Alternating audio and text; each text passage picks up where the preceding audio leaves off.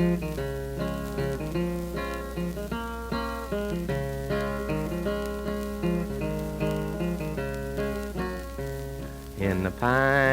the pines, where the sun never shines, you'll shiver when the cold wind blows. There's a grave in the pines, where the sun never shines. There's a grave that's shaded with the pine. Hi, this is Joe Skvarenina, local author and historian, and we're here at the New Palestine Library in Step Back in Time, our art history program for Time-Ninestar, and we're with Becky Gaines. Hi, Becky. How are you today? I'm just fine, Joe. And this is a nice museum. When did this all start here? Well, it started years ago when people started bringing things to me. I used to own the newspaper, New Palestine Press, and people would bring things to me. They knew I liked history because I used to write stories in the paper, and it just became a collection. And when I sold the paper, the town helped me store the collection I had of different things from the town, and we were fortunate that someone called me and said they wanted to sell the Nichols building, and I contacted the town of, and they bought it. This is what we call the Nichols building, going back in history, who built the building. So anyway, that started the idea, and after the town bought the building for $1, I believe it was, they called me and asked me if I would like to put my items here and start a museum.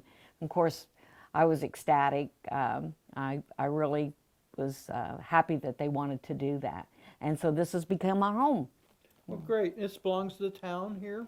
The building belongs to the town, and the items, some are donated, and they belong to the museum itself, which is under the umbrella of Indiana Main Street, under New Palestine Main Street.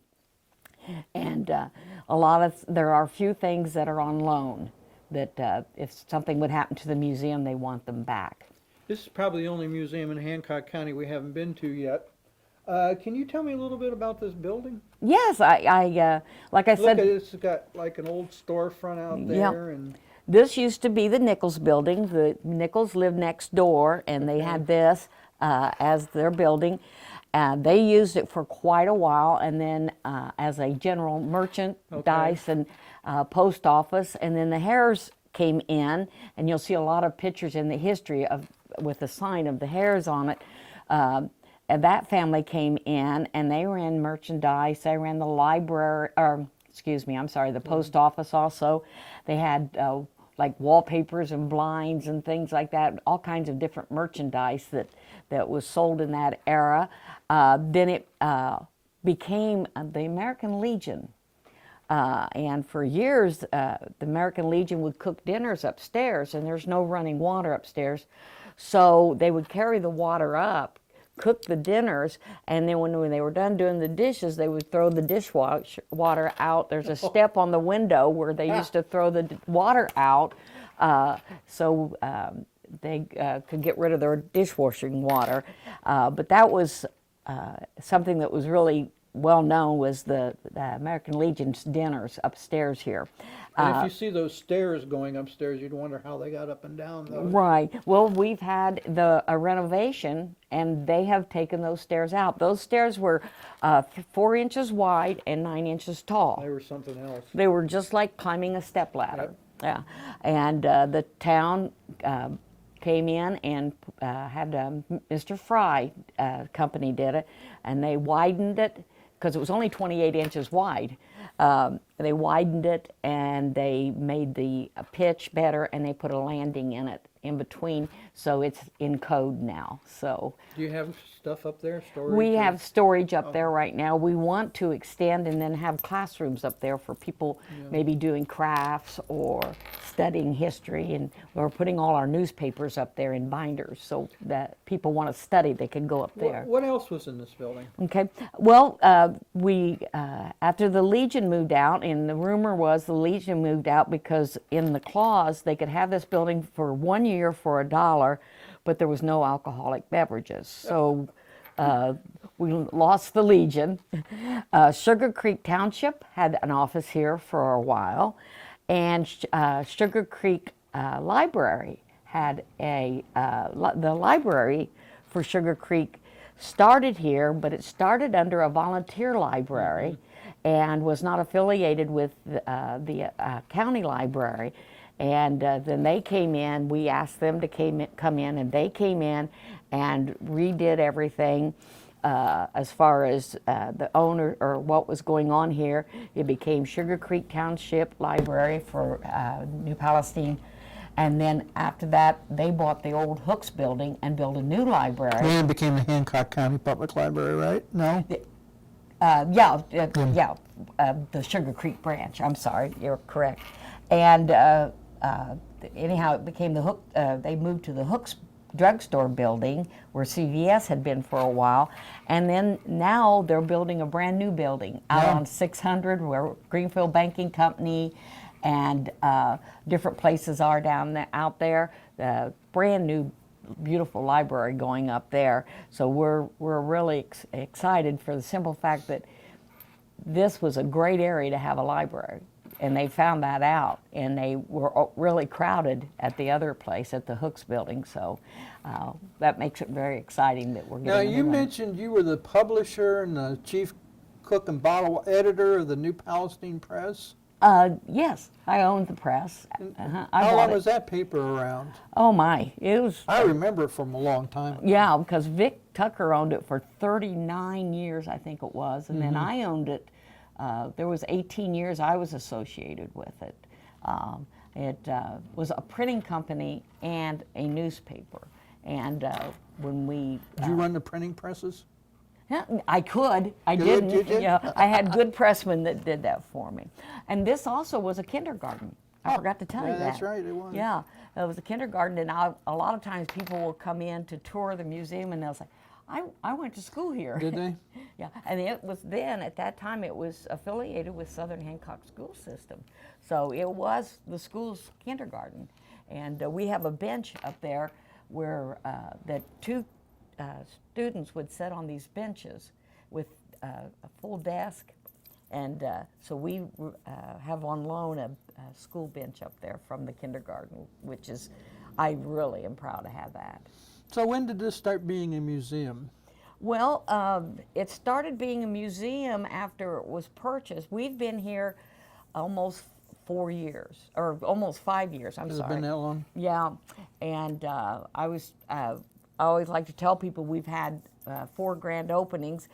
Fox 59 wanted to do a story on it, so we opened a little early and had a grand opening then, and then when we got everything done and everything painted and everything put where we wanted it, we had a public grand opening. And then we ran into a situation when they widened the stairs, it created quite a mess. So after that, we had another grand opening, and then last spring, we accumulated about 4 inches of water. We had a flood, and there was so much rain in the ground that it just came up through the flooring itself, and so we had to redo everything again. So I always talk about we've had 4 grand openings. We've only been here 5 years. So, how do you pay the bills here? The town of New Palestine, we don't accumulate a lot of bills. They help us with the utility, and we help them with being a nonprofit. We help them with grants and things like that. So it's a win-win situation for all of us, because they're affiliated with a non-for-profit, and we work that way. We have bicycle racks. We have one out front here that we went together with the Chamber and the town of New Palestine and the museum Main Street, and we're able to get those for the community. So. But do you have a budget? Yes, we have a budget because the Main Street does flower planting in the spring. We do planters and flower beds all along US 52. We were doing the Christmas, but the town has started doing the Christmas, and they're doing a beautiful job with that. So we're no longer doing Christmas, but We also do the banners that people see in the summertime. Sure. Those are Blue Star banners, and one of the things that people are misinformed, they think those are people who have served in this area. And they're not. They're people who are serving. These banners, when you see them, these are people that are currently serving our the country. military. In the military. Yeah. And there's a criteria that they have to meet. They have to be from the area, and it can't be your grandchild unless you're the legal guardian or something like that. But we really are proud of our Blue Star banner. Mr. Dan Wood takes care of that for us and keeps track of all them. His son's out of the service now, and so in the museum here we have There's one of the banners right there. One of his banners. He donated that to us so we could have a display of the Blue Star banners, and we were also a bicentennial stop last year, so we really were proud of having that. You're the director of the Main Street program here, are you not? No, Mike Dean is the director, and he's doing an excellent job. He works at a Radiothon, or he probably would have been here today. He works with all the groups. We also, under Main Street, do the New Palestine Festival, is under us. That's done once a year in this. It's called the Summerfest. And so we're involved in that. So we're not just a museum. We are part of the community, and we do a lot for the community. Also, one of the things that I enjoy doing is we have different schools come here for field trips. And this 2 weeks ago, we just had the second grade from Sugar Creek Townships, Sugar Creek Elementary, excuse me. We've had New Palestine Elementary. We've had Zion Lutheran School come through, and I usually dress up in a bonnet and full skirt and do a tour of the museum, and then we sit down and have a talk about the different things and how New Palestine was named and everything. This building is 1890. It's the late 1890s. I learned when I first came here, I was told it was 1885. I can't confirm that. Yeah. I've got it in the late 90s or early 1800s. 1900s, yeah. I think it's like 1896, I think. Is that what it, yeah. I think. Okay, now, so your funding really comes through Main Street then in this city, this town of New Palestine. Right, we rely on donations. Oh, that's what I wanted to get to. Oh, everything in this museum has been donated. Okay. You know, some are on loan. You don't not take money, do you? Oh, yes, we do. We'll grab it out of your hand in a moment. Woman after my own heart. No, we do McDonald's nights. I don't know, a lot of people don't know McDonald's have nights where you get 10% of their proceedings here in New Palestine. And we do that. We've got 4 times a year we do that. We take donations, like I said, and we sold calendars. We sold calendars of history last year. So we have to do our own funding. The only thing that comes from the town is they do pay our light bill, and oh, that's good. Yeah, so they help us out immensely by.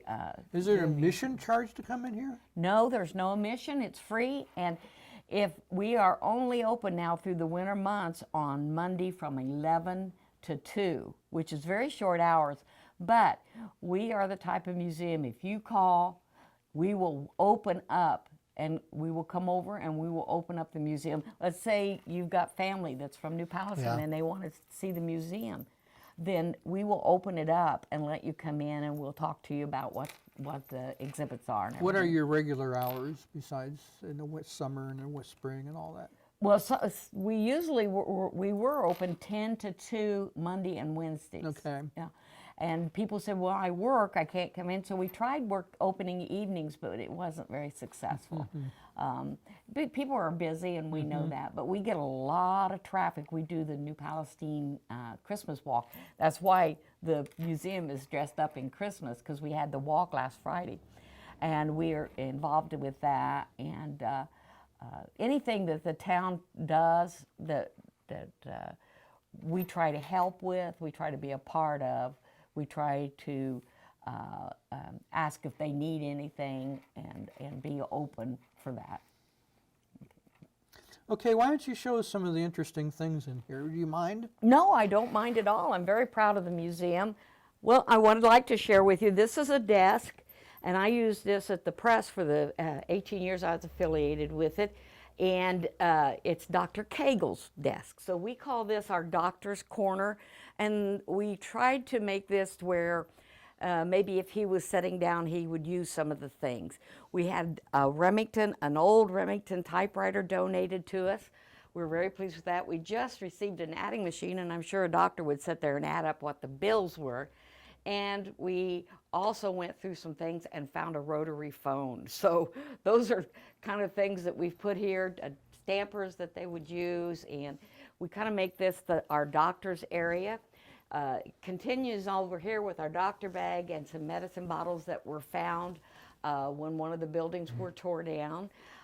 Just last week we were donated the Lions Club magazine, and the Lions Club has put these items here on loan. If we ever close the museum, they do want them back. So this is our Lions Club area. You got Christmas along with that, yeah. This is a gentleman that was part of New Palestine Lions Club, and he gave them his vest, and they donated it to us, and his hat too.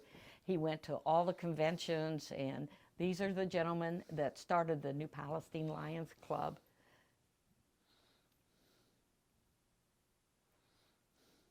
Okay. Here we have something that is what I call a treasure. We were donated these by Carolyn Jean Jonas. She was Reuben Watkins' daughter, and these are old street lights. She has kept them for many years, and she called me to her home and was very generous in donating those to us. This calendar for 1951 is a treasure. And then these are advertisements from Herlick Mortuary, which is now Hendricks. His grandfather had owned it. Max Hendricks' grandfather had owned it. This is a photo of Mary Nichols. She was the one that leased the building out for $1 a year, and she had strict rules and regulations of what you could and couldn't do at the museum. Around here, a lot of you will remember this, but I don't know if you can see in the book there's a book, it's about 5.5 inches thick. Whenever I have trips of young kids, I always tell them that was my computer. And then I share with them that that was called a dictionary. And when we were in school, that was what we always went through, but that's a very old dictionary, and somebody found it in the trash, and we treasure that. How old is it? I don't know, Joe. I can get it out and No, that's and right. show And you know what? I had a typewriter eraser one time, and I showed it to some kids, and they didn't know what it was. Yeah, I understand that. No. This is dedicated to farming. We know that New Palestine is a great farm community, and farming is our biggest industry. We don't have factories, but we have buildings of tractors and just wonderful group of farmers that to this day keep this community going and purchase items from our area hardware stores and things like that. And farming is a very important part of our community. If you come over here, one of the things that Joe noticed when he came in was this old press.